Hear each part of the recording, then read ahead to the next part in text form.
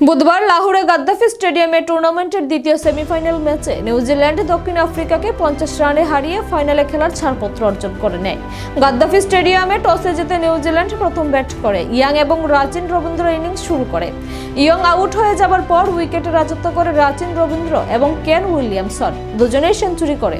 New Zealand যখন তাদের innings শেষ করে তখন রান হয় 362। দক্ষিণ আফ্রিকার ইয়ান গিটি 72 রানে 3 উইকেট নেয়। এরপর ব্যাটিংয়ের পালা দক্ষিণ আফ্রিকার।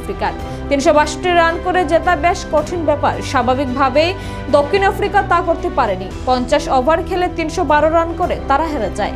ডেভিড মিলারের অপরাজিত 17 রান বিফলে যায়। আসল জায়গায় কাজ করার ব্যাপারে দক্ষিণ আফ্রিকা যে ব্যর্থতা আরেকবার প্রমাণিত হয়। শেষ পর্যন্ত রবিবাসরীয় আইসিসি চ্যাম্পিয়ন্স ট্রফির ফাইনালে ভারতের মুখোমুখি হবে নিউজিল্যান্ড।